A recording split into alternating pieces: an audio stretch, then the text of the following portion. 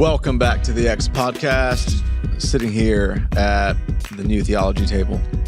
I like the theology table. Theology table. That's what it is. So that's what we've had recently. I still want the Knights of the Round Table. Oh, well, it's not round. We have geometric and issues with that. So. King Arthur, Lancelot, and well, no. Oh, I don't know. I don't know any other characters. We don't need to start that. We don't need to start that rumor. Sorry, I don't know any other characters.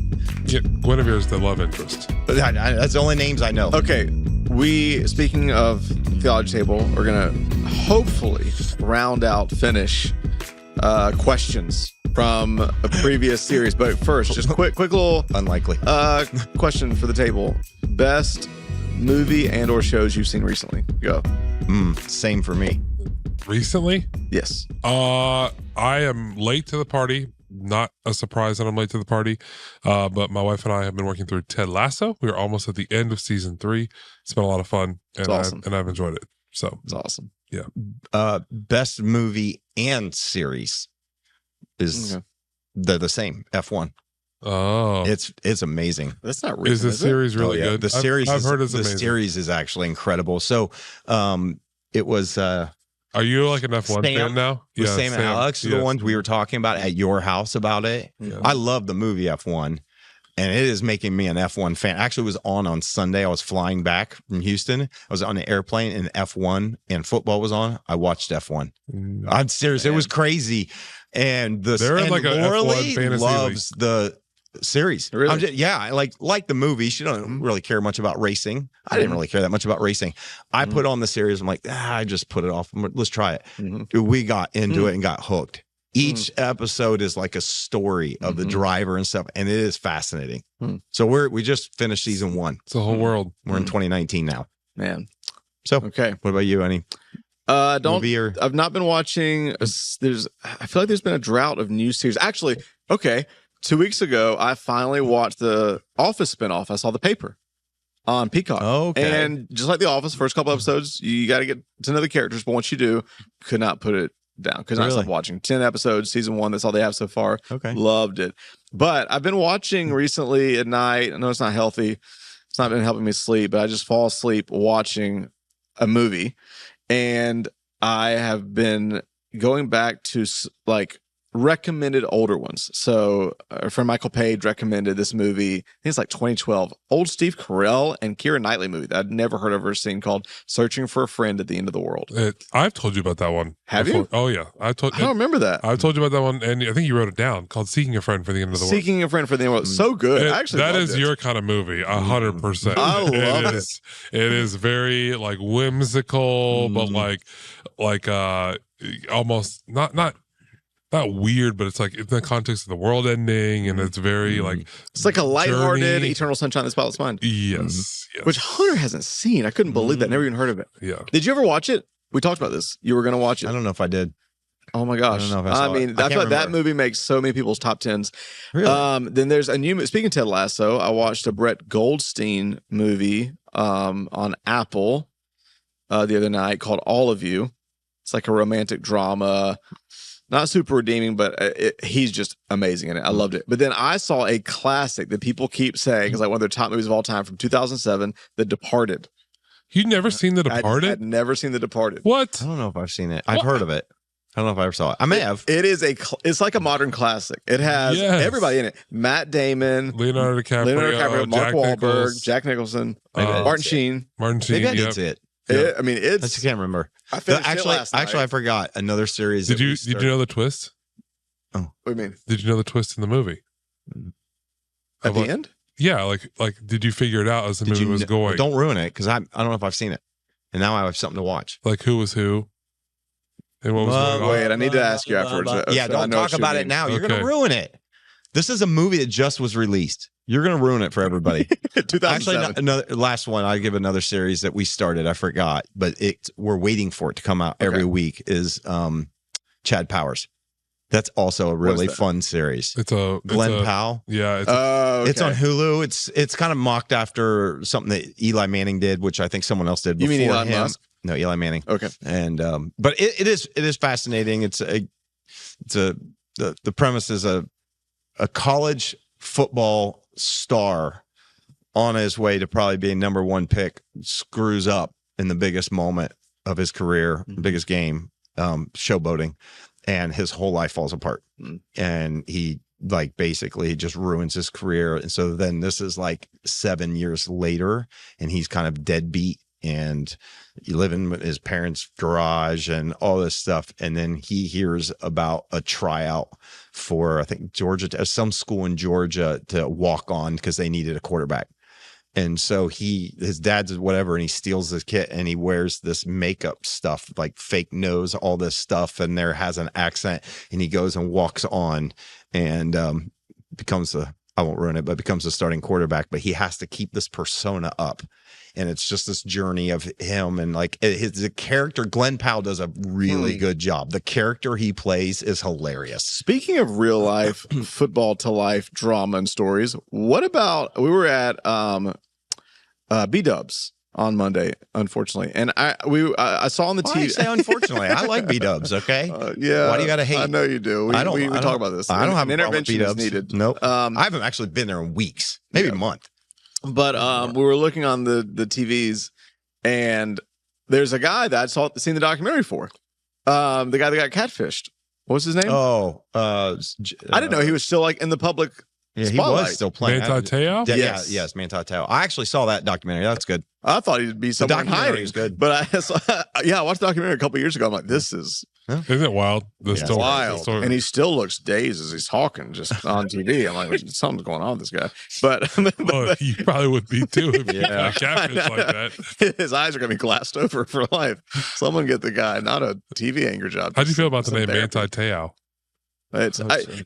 Listen, all you people that watch football and throw out these made up names, they're made up. Like you think it's Hawaiian. No, but y'all talk about. I mean, every football player that's ever thrown out, I hear these names. Y'all say with a straight face. I'm like, they can't be real. Joe Flacco. He's not real. He was in an early '90s rom-com that was a bit raunchy. That's what that name sounds like. Kurt Zanetti. No, that's an AI bot.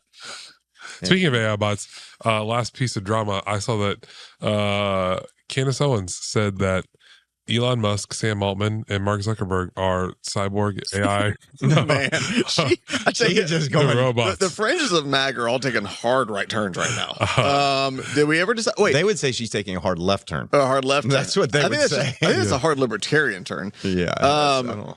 Wait, was there any news? We're not talking about anything we said we're going to talk about, but we're definitely not finishing questions today. Were there any news on the killer? Charlie Kirk's killer. I saw something, but I didn't actually look at it on news. So this could have been just something crazy thrown out about him confessing or hinting at things that would have validated Candace Owens' theories. Was there any new kind of? Did you send us the article that was like the real? I sent to you. I don't know if I sent it to him too. The real deep dive into like his psychology and like the relationship with the boyfriend and like what that looked like, and that was an interesting read. And there was people who had been over to their place and they found like stuff posted in Discord that kind of highlighted more the psychological nature of him.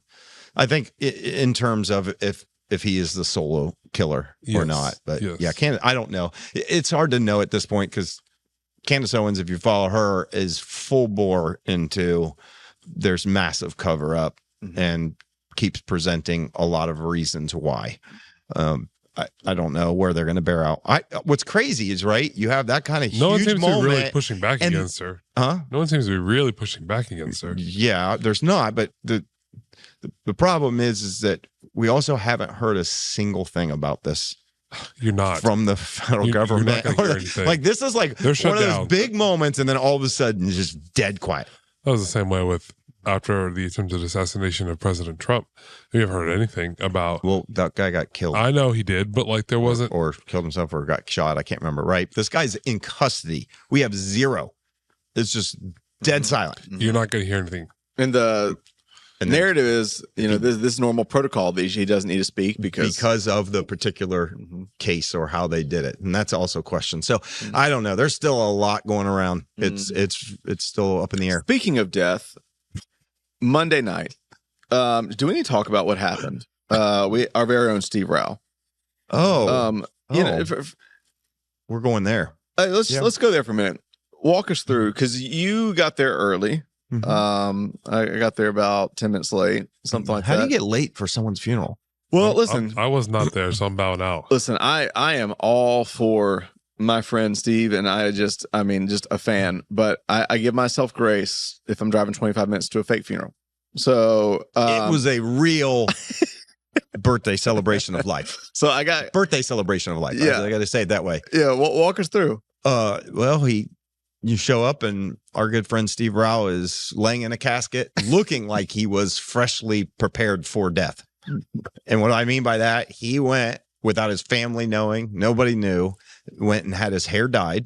Well, but everybody, his family knew about the funeral. They knew about the funeral, but they did not know when they were going to show up that they would see Steve Rao in all his glory. What I mean by that is, can we preface that? Fully shaved face, like the bleached white teeth, side of a moon, and no one realized, even including him, that with that he would look like the spitting image of Jay Leno. He looked just like Jay Leno. Oh my god! Have you seen him? He came in, right? He looks like Jay Leno. Like Jay Leno. And he. So we get there and he's laying in a casket and he is doing his best, and he did a great job, honestly, of playing dead, because we're all going up and me and Hannah are there getting our selfie photos with him, and people are, one person, the grinders came and, John puts a Cubs jersey and lays it across him and gets a picture with him because he's a huge Reds fan, right? And so people are messing with him, and you can kind of see I can see his eyelids, and somebody's like looking through their eyelids. Is there? He did not crack up. He did a great job, and he stayed like that for probably 15, 20 minutes or whatever it was until the ceremony started, and Pastor Jesse did the eulogy. And then at the end of the prayer, he was raised to life. Yes. And he came to life, and then he crawled out of the he crawled out of the casket. He wasn't actually dead, so he crawled out of the casket and didn't have pants on. I mean, he had shorts on, I think, but didn't have pants on because apparently it was really hot in there. And then I wanted to die and then go into the casket. No, but anyway, so it was a unique way to celebrate. His legs did reflect the moon. Yes. And then his daughters all got up and gave and shared their remarks, and then someone got up and roasted him. Well, and his son roasted him pretty good too. I told Pastor, I said, there are so many revelations from your fake funeral, whatever we want to call it, the other night. One of them is that Samuel speaks because Samuel's quiet. Yeah. Got up there and crushed it. He roasted. Just they were kind of supposed to roast, dry. And the girls didn't that much. A little funny stuff. He actually did roast him a little bit. It was pretty good. Roast. He fixed that. And here's the crazy thing, right? His son Samuel, and I forget exactly how old he was when they adopted him, how long he'd been there. He had never seen his dad without a beard. Yeah. Or without face. With it's no been facial 20 hair. years since he shaved. Yeah. That's how long it'd been. Not that long for you. It's only been 5 for you. No. COVID. Yeah. Yes, COVID John Candy. You're John Candy when you leave the mustache. He looked like Jay Leno. Spitting image of Jay Leno. Yeah, John Candy should do that. Leno. You need to bring back for Halloween. I don't even know who John Candy is. So okay, really? Well, for Halloween we showed you during COVID, and for Halloween I don't know, but there's still time. That whatever that picture you showed me, I don't know if I look like him. I'm just gonna say I don't know when this episode will come out, but I just want to say there is still time for you to dress up as John Candy for Halloween. So now, the funniest part was my sweet mom, and my parents love Pastor Steve. Driving home, and I called her, and she's like, "What are you doing?" I was like, just leaving this kind of like funeral thing." What? Who? And I was like, "Well, Pastor Steve." She goes, "Pastor Steve?" And I was like, "Well, no, it's kind of like fake." She goes, "Say what?" And I said, "Well," I'm trying to explain it to her, and I was like, "Yeah, it was like the whole thing, like he was in a casket." She goes, "No," and I said, "Yeah." She goes, "Oh," she's never silent. She's silent. She goes, "Honey, that's just not right." Yeah, I think there are some people probably weirded out by the idea. Yeah, but I want to say this, because some people are like, is that flippant? And everybody can have their own opinions. But if you know Pastor Steve, it's on brand and it makes sense. Mm-hmm. Number one.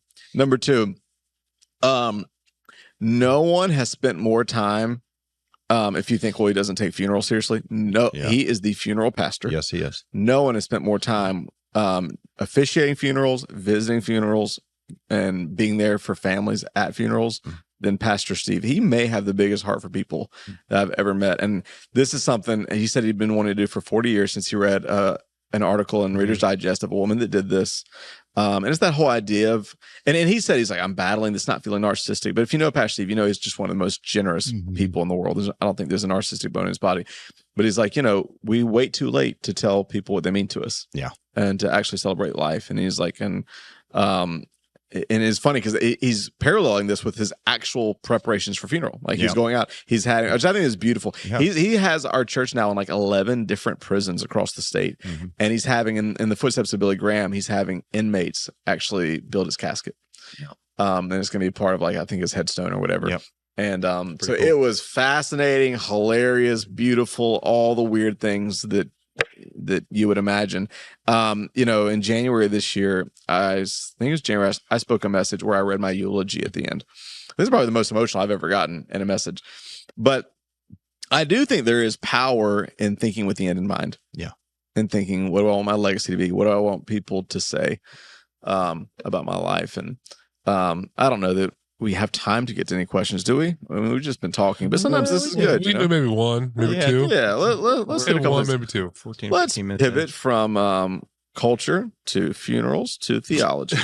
Okay, this next one. Pivot says great conversation on Sunday, which probably meant a month or two ago, with Romans 5:12 stating that the sin of Adam caused death, and God proclaiming to Adam that you will now return to dust, death. Doesn't evolutionary creationism have a big problem with death prior to sin? Or if evolution is true, then the Bible and Christ need to die for us has a major problem. How can this be reconciled? This is what we've talked about a bunch. We want to save this one for because that's a longer conversation. We can just give first of all, evolutionary creationism does not have a problem with death. I would say young Earth creation does have a problem with death. So you don't usually find evolutionary creationism falling into a camp of believing that there was no death before Adam's fall. So just want to clarify that. I'm not really sure exactly how that perspective got picked up, but I've not heard that. But with young Earth creationism, that is usually the argument that is made. There is no death before the fall, and they're usually relying on. So okay, here I pulled it up. So Romans 5 verse 12 is what they're referencing, and I'll read it, at least in the NIV. It says, therefore, just as sin entered the world through one man, and death through sin, and in this way death came to all people because all sinned. And so that's the passage that they're referencing. And so one, I'll just say that my position is that death existed before the fall. And I'll give all my reasons why, including my understanding of not only Romans 5:12 and that context, but there's other passages that are hard to wrestle with. They're considered creation type passages, creation texts that allude to death existing before the fall and God using death in it. Romans 5:12, speaking of that, obviously the context is Adam and Christ, and it was through sin, that through one man, Adam, that sin entered to all. And really there's the sin of commission, the sin of omission, but there's the idea that we are born with a sinful nature that is genetically passed down, or at least the propensity to sin, however you want to describe that. And this particular verse, here's what I'll point out, that this is not referring to death in general, but it's referring to death of humanity. And in it says that just as sin entered the world through one man and death through sin, it says, and in this way death came, and it doesn't say end there. It says that death came to all people, and because all sinned. And so literally the translation and the use of it is not saying that death arrived the first time, but it says that death came to people, came to all people. And so that qualifier to me is really important. It's not trying to make an argument that death did not exist before the fall. It's saying that through sin, that there was death that would come to all people. So that's one aspect of it. The challenge that you get, and then there's other ones. There's another passage in Psalm 104. There's a variety of different things. So Psalm 104 is considered a creation psalm. So it doesn't exactly mirror, but if you look at the way it's broken down in sections, go read Psalm 104. It really closely aligns with the 6 days of creation. It talks about the different aspects of whether it's the sun, moon, stars. When it talks about the earth, it talks about vegetation, it talks about animals, and it's based on a creation text. And in that, like, for example, here's a part of it. Psalm 104 verses 27 through 30 says, all creatures look to you to give them their food at the proper time. When you give it to them, they gather it up. When you open your hand, they're satisfied with good things. When you hide your face, they are terrified. When you take away their breath, they die and return to dust. When you send your spirit, they are created and you renew the face of the ground. And what's fascinating about when you look at kind of the history of our earth and the idea of death before it, so much of what we have from the biofuels that are in our earth, the things that we find in our crust, and even the change of the atmosphere came through different organisms that would die. In fact, a lot of the biofuels, the things that we have that we use today for a modern life, came through living things that died. And including just changing that. I mean, we do not have the oxygen in our atmosphere if it's not for the different bacteria and archaeals that were in the waters, that actually the metabolic process they would do would be take carbon dioxide and convert it, or nitrogen, and convert it into oxygen. Mm-hmm. And so those actual living creatures are part of what God used to create the world for us. Now, the challenges that you get from a young earth creation standpoint of death did not happen before the fall. There's some real questions that you have to ask or answer about the way God created, not just us, but let's talk about animals for a moment, right? How did animals exist? And we'll say not all animals, but let's say predatory animals. How would they have existed before the fall? The answer that I was always taught growing up was that they ate like fruit and vegetation, and they were not predatory in that sense. So you're talking about something had to, I would say it's beyond just like preference.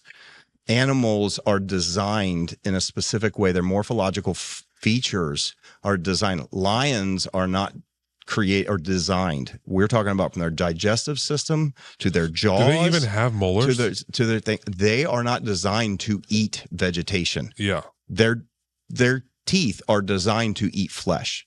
So again, when you're saying there's no death, you're saying, we're not even talking about a human standpoint, there are no carnivores. So you can't believe in carnivores before the fall. You have to believe they were all vegetarians, which again, you have a lot of challenges. And then you would have to believe that something morphologically would have either had to have changed in a very rapid period of time. The challenge you get for evolution in this, if you hold this process, or even if you don't, is you have to believe that there would be a massively fast evolutionary change, or something would have had to have changed to go from creatures that are made to only eat. In other words, the idea is usually given that God never intended for death to happen, and it was mankind's sin that brought death. So you're saying that all the creatures that are carnivores, God created differently, and then they had to change to adapt to eating meat, do that. Or they're saying God didn't know that death was coming, and he created lions and other carnivores that eat meat. You run into some serious issues when it comes to how God created the predation of animals is a huge challenge to those that would say that death did not happen before the fall. So what death is Paul talking about in Romans 5:12 then? Well, I would say all of us would believe that it is a spiritual death, ultimately. That's right. I'm just saying that it would be a spiritual death. I mean, you can look at even what God told Adam in Genesis chapter 2, that if you touch it, you will surely die. Well, obviously they touched it and they did not die. Well, not physically. Well, I mean, the argument is they died that day spiritually and began dying that day physically. Sure. And it's possible. It's what do you think? It's debated. I think again, I'll just say, I don't know where I've landed on that. I don't know that I hold that view, because I just think that doesn't that doesn't line up with all the rest of what we understand about life sciences, what we understand about entropy, what we understand about second law of thermodynamics. So you believe?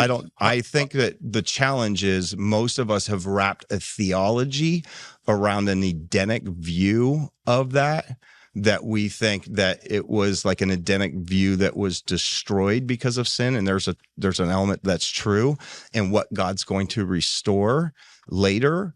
And in order to do that, to kind of go back to, hey, there was no death at all, and that the physical clock started. Mm-hmm. I don't know that I even believe the physical clock started. In other words, you have history of all kinds of creatures, living creatures. And if you're going to talk about eating, just side note, if you're going to talk about eating vegetation, you're still talking about killing living organisms. Yeah. It's not like you're talking about there was no death. Yeah. I mean, you're still, like, we think of death in terms of animals, but plants and trees and, all that, they're alive technically, right? But if death is a part of the process that God created to ultimately bring us into existence, I think, again, this goes back to probably a bigger theological question, which is when God created us, that was the end all be all, and it would be for eternity. I don't necessarily hold that view anymore. And so you believe so you believe death always existed except for humans, and at the fall was when death was introduced to humans. Is that what you're saying? That's not what I said. Okay. That's not what I said. I said I believe that death is a natural part of the created order, and that God uses death in different creatures, different organisms and things to bring about his created order for us, modern humans. Yes, I'm saying, he put his image in, but I don't believe that humans, from the moment God created them, were going to live forever in that state. Okay, so humans either. So yes, okay, yes. Okay. Remind me again. Do you believe? And I think we might have answered this before. That Adam and Eve were our progenitors, meaning they were the original two, or were there other humans on? Another question. I'm putting you on the spot a little bit. No, that's fine. I actually, because the course that I finised, that was basically that was the final essay. I do want to hear this, but I don't want to rush past this. What are your thoughts on that? I grew up young creation, believing that death did not exist before the fall. Since then, I would reference an earlier podcast where I would say that around this particular issue, I am probably not as well versed to be able to answer the question. I'm not copping out. What I will say is that in my study of creationary theology since my childhood, I am going to land mostly on the side of that the processes in the world that we see and exist today are the same world that existed when creation first happened, meaning that I would probably land more on that death is a natural part of our process today than it probably was that way before the fall. And I would say that what you see and what happened with the fall was more of a shadow side, a death, a spiritual death, a spiritual taint, a spiritual decay that entered the world that began to infect and rot the world away from its original intention at that time. But I would not be able to probably go as deep into it as what Pastor Tim just did right there. But I'm going to lean that way because of my creationary theology. Mm-hmm. Were you gonna and I probably would agree with this context about Romans 5:12 being a spiritual death. Did you answer? As well. Did you answer you didn't answer necessarily. You were just saying that you didn't answer the question. I didn't answer about Adam and Eve. Being progenitors. I'd love to know your answer to that first. What do you think? Because I don't want you to. Oh, gosh, you're probably going to know more than I do to be able to speak to it more. I would probably hold a view that there were other humans. I believe Adam and Eve were real people, but that there were other humans. Just when you think about even in scriptural accounts where Cain is sent out and he's like, sure. I'm worried other people are going to find me and kill me, and God protects them. who are those other people? Where do they come from? He goes to another city or town. I think it's called Luz. Yes. And marries a woman. Yes.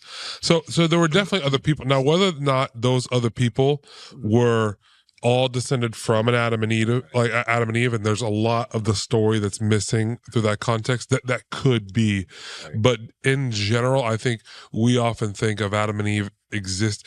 What I'm trying to say is the picture that we often have of Adam and Eve in an Edenic world with literally no other human beings around. I don't know if that's quite probably the picture of reality of what happened if we did. Probably descend from perhaps a common ancestor in that way. You're using a lot of interesting language when you say that. When you say descend from a common ancestor, you're bringing in other stuff to the conversation. I'm not trying to. That I don't think you're trying to. I'm not trying to bring an evolutionary. Here's what I would say. I believe in a literal historical Adam and Eve. Yeah. I think you run into some significant, and there's a lot of. I'll give some of the evidence of why I believe that.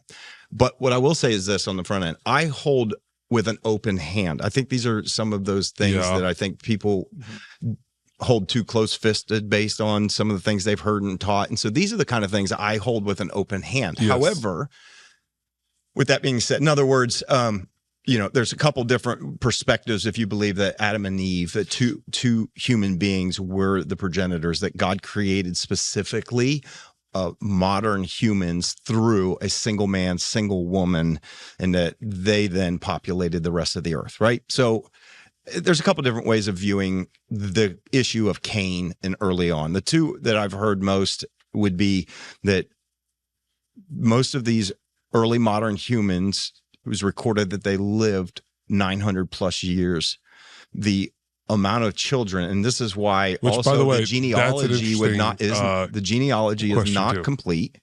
There's actual missing gaps in this version of genealogy that is proven. There's like 5 of them. And a lot of times what's used in genealogies and in other parts of scripture is the term is the father of, when it's talking about a grandson or an heir further down the road, because what they do is they point somebody to one of the earlier progenitors that is part of the lineage in the story. A good example of this you can find is Nebuchadnezzar, King Nebuchadnezzar, right? You have Daniel addressing a specific King Nebuchadnezzar, and then you end up later in Daniel finding out when the Medes and the Persians attacked, it says it's Nebuchadnezzar, but everybody knows, and it's actually his grandson, but it actually calls him the son of the King Nebuchadnezzar.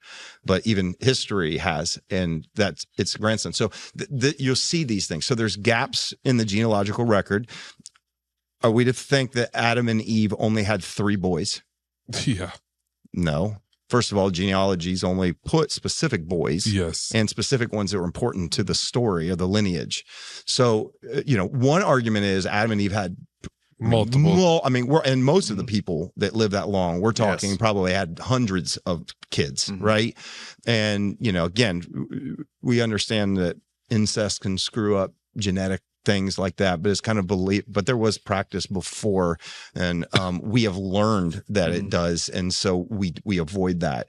But so that's one argument. Another argument I hear, and I've subscribed to this at times, was that God would have created Adam and Eve and other people at the same time as well. Yeah, that's the one but that I've heard. You do run into, you got to be careful, because some of that stuff you also, again, if you're going to hold all of scriptures to be inspired by God, you're going to run into theological issues. Yeah.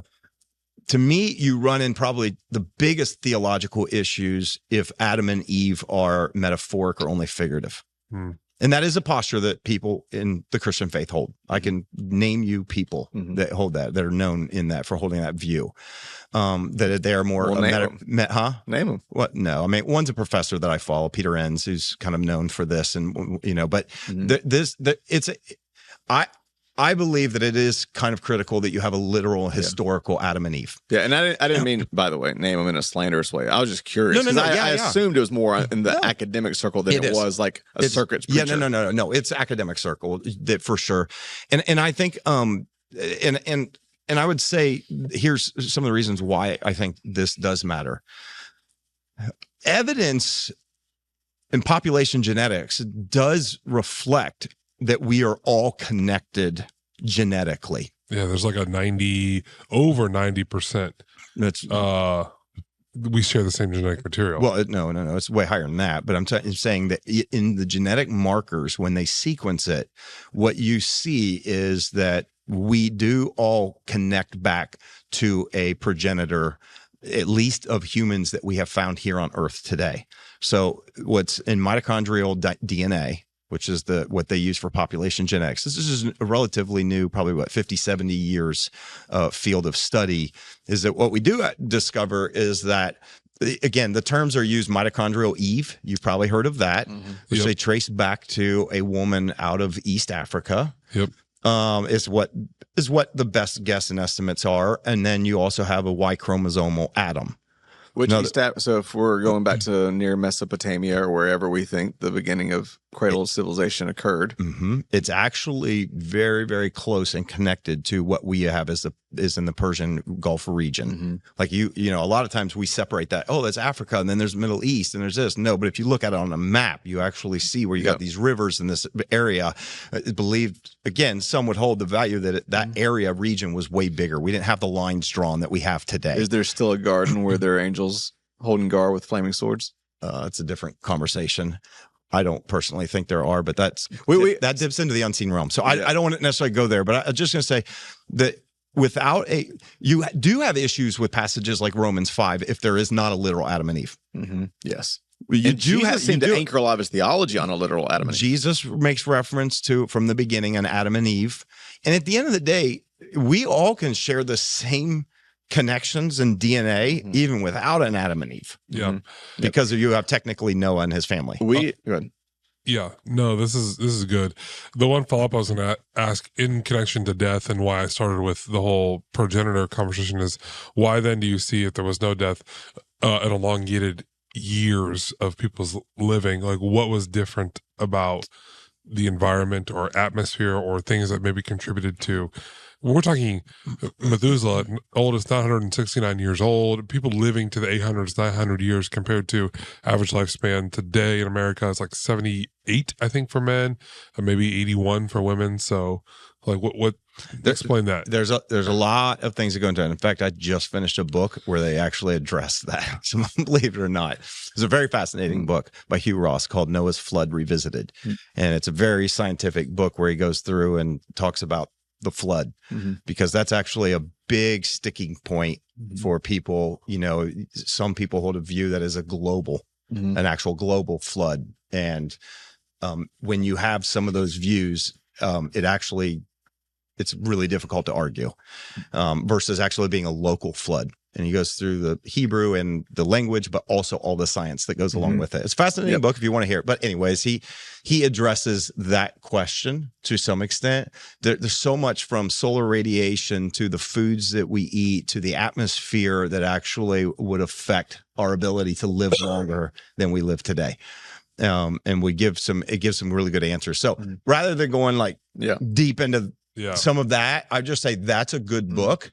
That if you are curious about, like, what is it? How do I understand the flood in terms of this, and not hold a young Earth creation perspective? That's probably a good reason. Because that's the other reason why I've heard people there was no death before Adam was. Well, people live forever. That's because they still had the vestiges of their eternity that were wrapped up within their humanity. Which we need to land, but I do think it would be good to come back and talk more about that topic. It's funny. I don't know if Lydia is listening, but Lydia asked one time, I think we were riffing. You had left and gone to the bathroom, or I'm just kidding. I think you had to pick up the kids, but we ended up talking, and we were like, "There's that debate that me and you, and it was that." And so that was the debate, Lydia. And so I do think we should come back because I mean, you said it very casually, but I told you I think a lot of people will actually be shocked to hear you say that you believe there was no death because, I mean, you kind of there was death, or there was death beforehand because I mean.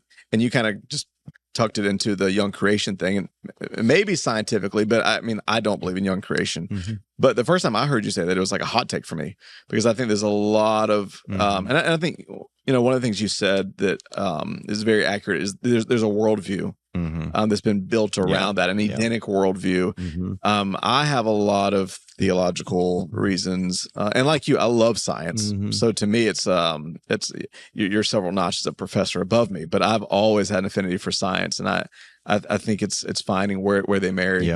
But I think that's a really important, because as you're talking, I have things in my mind. I mean, you're talking about, there would have to be, what's the word, morphologically, anatomical and morphological changes. And I'm like, oh, well, we see that. God tells the serpent, well, now you're going to crawl on your belly. That's a huge, I think the fall was so catastrophic that there were, and I think you see Edenic, serendipitous, full circle. I mean, a lot of scripture is restoration. And that's why I think when you see, what does it say in the end? The lion and the lamb lying down together. I mean, a lot of people would argue, you just see full circle.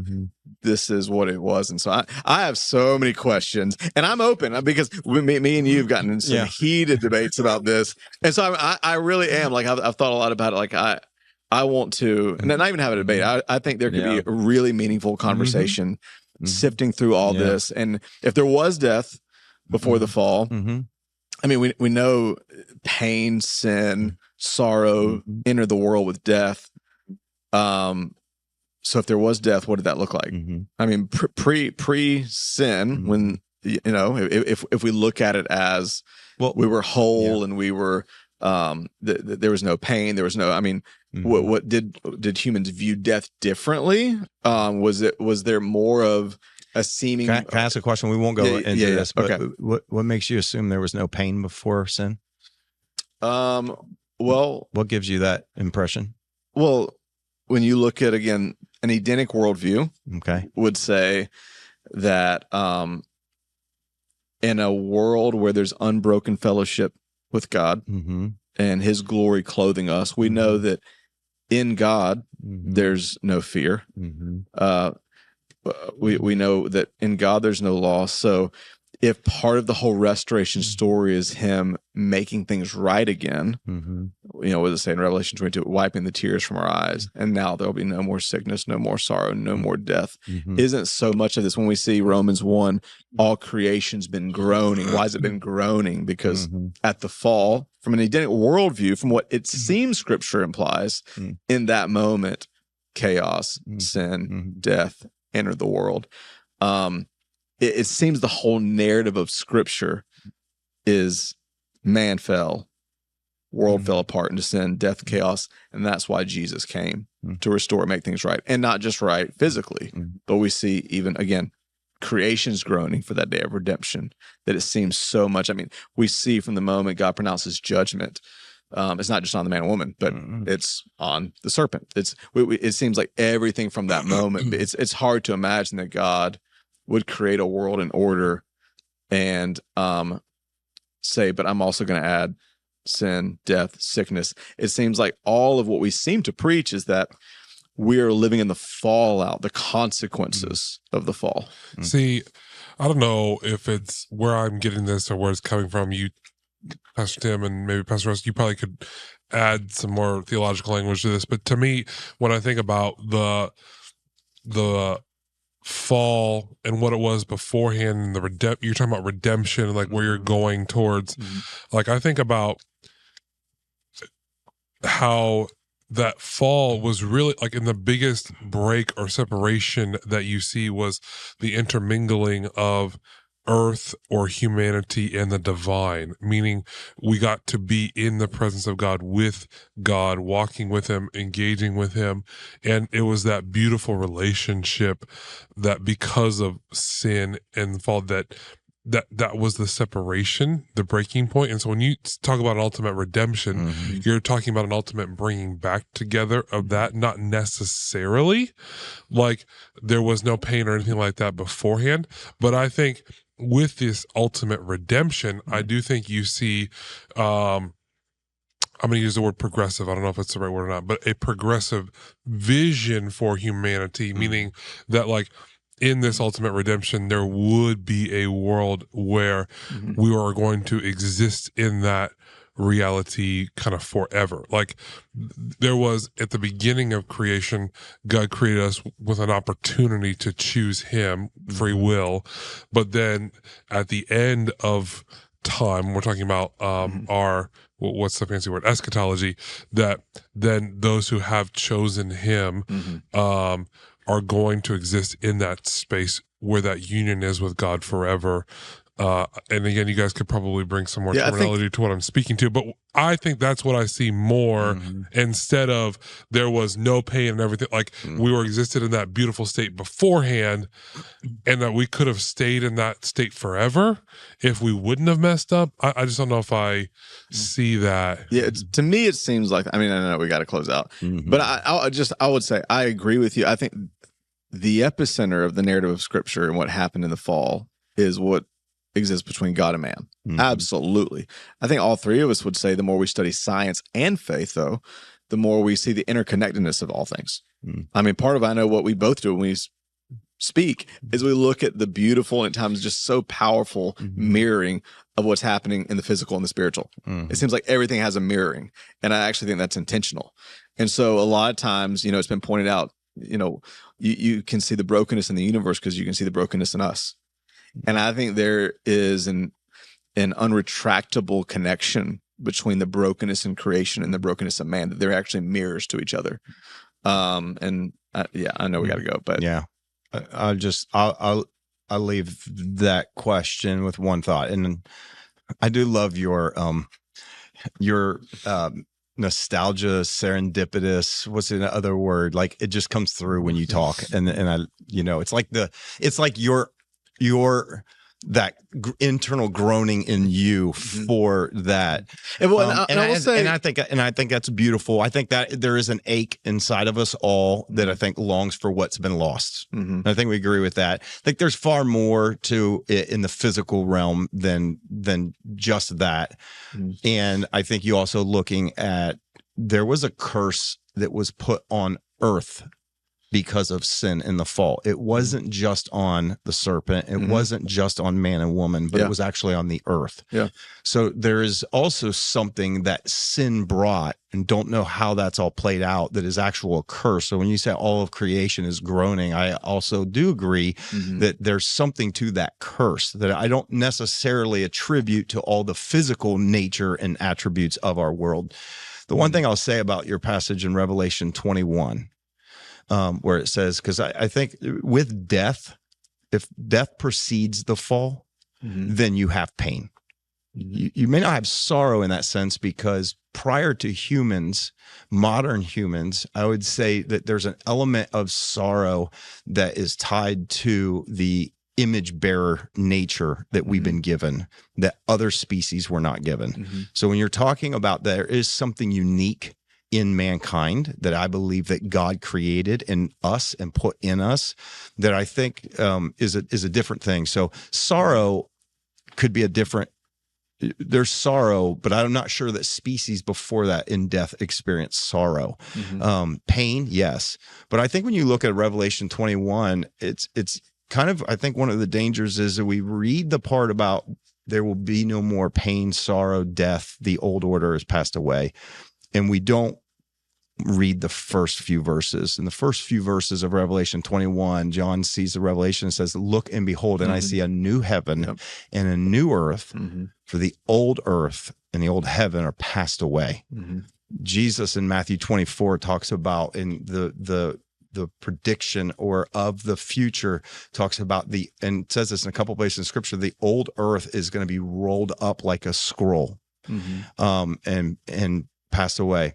So there's the question, again, is much bigger we can get into, but the idea of restoring an Edenic state, some people I think have attached that to the physical earth and everything from the beginning. Whereas I would probably agree more with you that it's more about the divine connection and what was lost. And when God is going to restore things to the Edenic plan or state, it comes with doing away with our earth as we know it. Yes. Yeah. And so the idea of restoring it, like that the earth was in an Edenic state prior to that, and God's going to restore it. Why not just restore it here versus actually it says the old one is going to be done away with and there's a new one. It's almost like, and so to me, I don't have to have an Edenic state that is attached to actual history of our planet and Correct. life and say, no, it has to go back to that. Otherwise, we're not going back to the Edenic state. And scripture actually informs me that there is a new earth and a new heaven that is part of the Edenic and state. it's almost like the same mandate will exist. Perhaps it might be a little different, but to cultivate into a new. It's funny a because new earth and the last the header over the last chapter in Scripture is Eden restored in many Bibles. It is. And I'm not saying that's It is, yeah. and maybe some of that's input. I think I'd be curious to y'all's thoughts if you've ever read it, because there is a nostalgic side of me, but part of this honestly comes from, I don't know if y'all did this growing up, but I read 1,000 books on heaven. I remember when Heaven is for Real came out in the movie, and I met the kid. Right before it blew up, we connect with the family somehow. The church plant in Lexington, we flew out the family, and the kid's sitting right in front of me. And this is the kid that was 4 years old, went to heaven, saw things, and I'm like, and I want to ask him so many questions, but he just keeps playing with this. There's a question about NDEs too. Yeah, well, so and I want we'll to talk save about it for that. But yeah, but I read that. I read some that actually I read one not by John Piper, but by Don Piper, a Southern Baptist pastor that went through. In his book, it was actually, if I believe any book about heaven, it's that one. Not to knock all the other ones, but like it just was so real and gritty. It was actually stripped of any sentimentality. It was like almost depressing because he literally lingered in depression for 2 decades that he couldn't go back. And like, I mean, it was almost like it was sobering, but it was so beautiful. I mean, I wept in part. It was like so. But the book on heaven that to me actually was the most scholarly and academic. I may have told you about this, but at Passion City one time on a Sunday, Louis did this big epic sweeping thing about, storing up treasures in heaven. He had a FedEx thing on stage. We all went out to the foyer afterwards without any announcement. U-Hauls all over the foyer. Servant leaders, volunteers spilling out of them, handing out free thousands of copies. Can't imagine it. 1,000 copies of Randy Alcorn's book on heaven. And it actually, to me, stripped of theory or nostalgia or anything else, was the most biblically it was fresh. It wasn't dry. It was beautiful, but the most biblically scholarly work I'd ever heard on heaven. And he just went through every chapter about the themes of redemption and restoration. How this whole thing constantly in every book of the Bible is pointing towards that.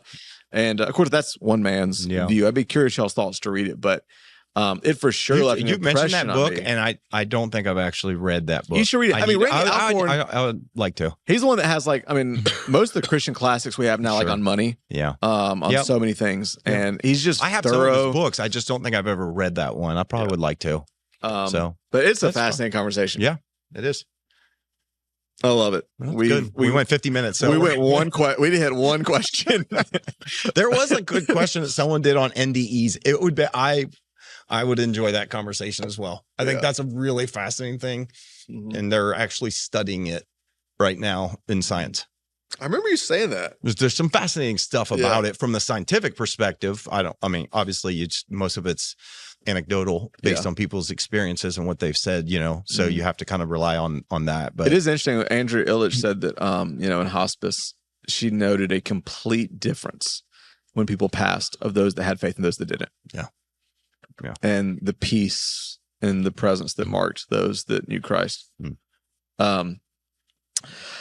Hopefully something in this conversation either entertained or helped or provoked thoughts. And maybe you want to send them some questions based on those. So hope it was enjoyable. Share it around. We have all the details in the outro, how you can get a hold of us and leave a review and all that good stuff. But until next time, we will see you next week.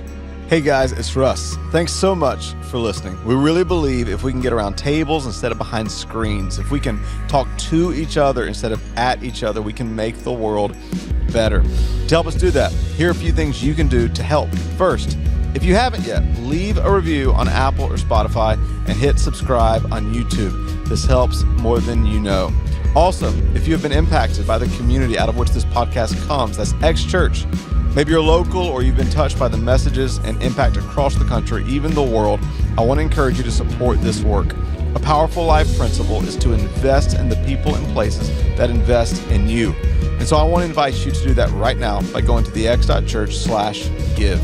You can give a one-time small gift, a sacrificial gift, or even become a recurring partner. Together, let's keep elevating the conversation thinking higher, loving deeper, and making the world better.